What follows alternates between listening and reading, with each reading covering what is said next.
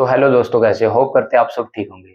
तो वही लगभग सभी भाइयों के कमेंट आ रहे थे, सब भाइयों के मैसेज आ रहे थे, सभी भाइयों का यही एक ही क्वेश्चन था कि भाई लास्ट अग्निवीर की 30 दिनों की स्ट्रैटेजी क्या होनी चाहिए जिससे हमारे 45 या 40 प्लस क्वेश्चन ठीक हो सके। ऐसा हम क्या पढ़ें, ऐसा क्या शेड्यूल बनाएं, ऐसा हमें मेन टॉपिक बता दो जिससे हमारे अग्निवीर का एग्जाम है जो फर्स्ट अटेम्प्ट में निकल जाए और जो इसके 40 प्लस क्वेश्चन है वो हम ठीक कर पाए और 30 दिनों की स्ट्रेटजी जो इस प्लान को करने में कारगर साबित होगी।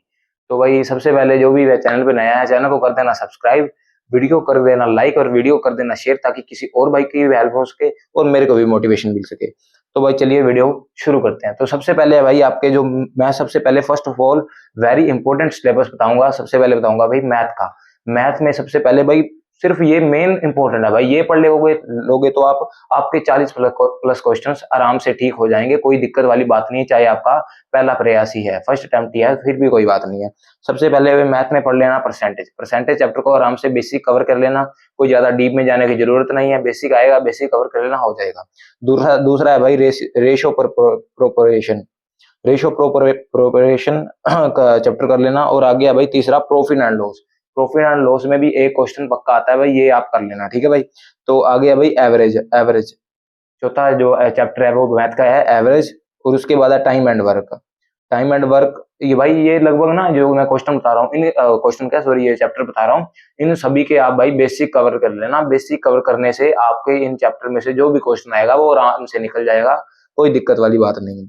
आ गया भाई टाइम स्पीड एंड डिस्टेंस, ये भी चैप्टर कंप्लीट कर लेना। आ गया सिंपल एंड कंपाउंड इंटरेस्ट।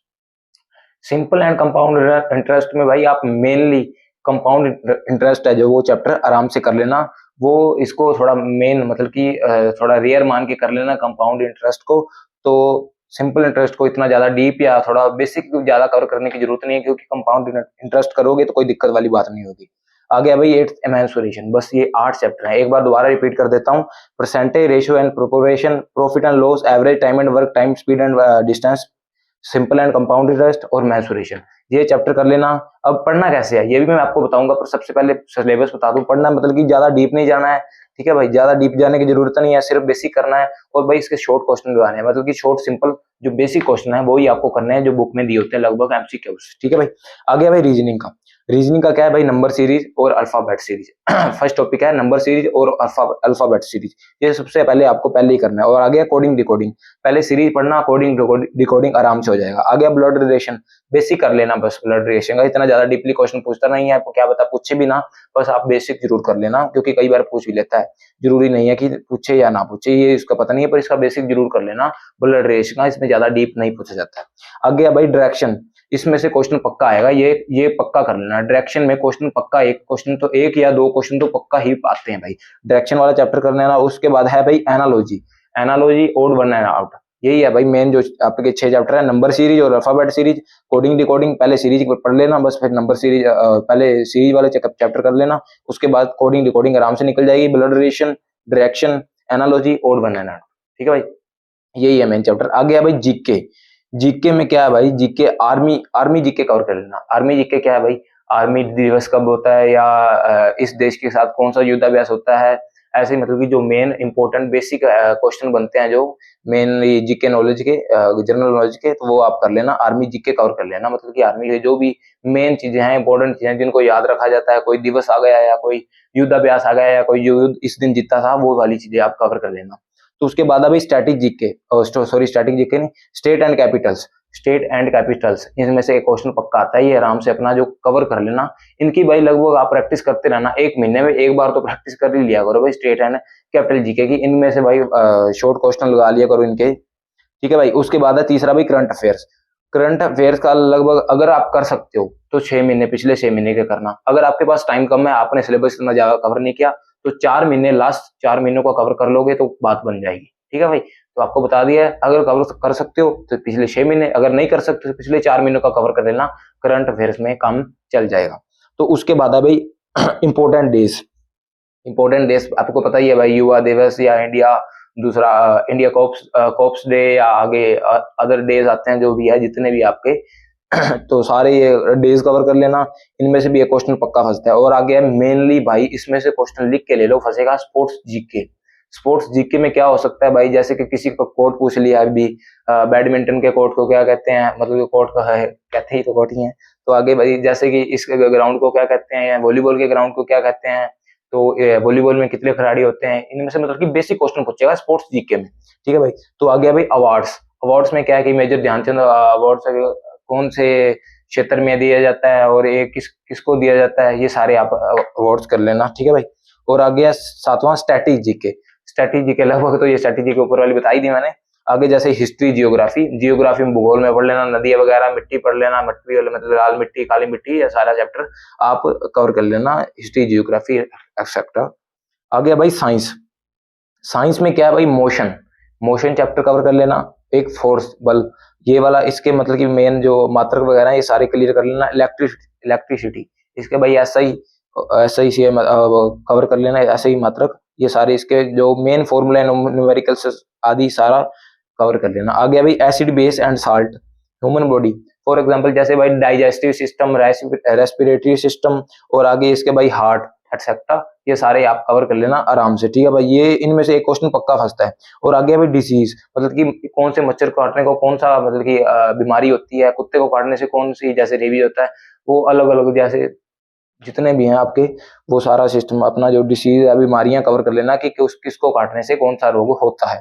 आगे अभी न्यूट्रिशन, ये भाई आपको सिंपल मतलब कि अपनी जो आम जिंदगी है उसमें भी काम आएगा और पेपर में तो आएगा ही आएगा। जैसे भी विटामिन कौन से, विटामिन डी के लिए जैसे सूर्य का प्रकाश चाहिए, तो उसी हिसाब से भाई vitamin D, vitamin C, vitamin A, vitamin B, B one, B two, ऐसे सारे विटामिन है जो कवर कर लेना। इनमें से एक क्वेश्चन पक्का फंसता है, लगभग मेरे हिसाब से क्वेश्चन विटामिन डी या विटामिन बी से फंसता है भाई, ये पक्का कर लेना, ठीक है भाई।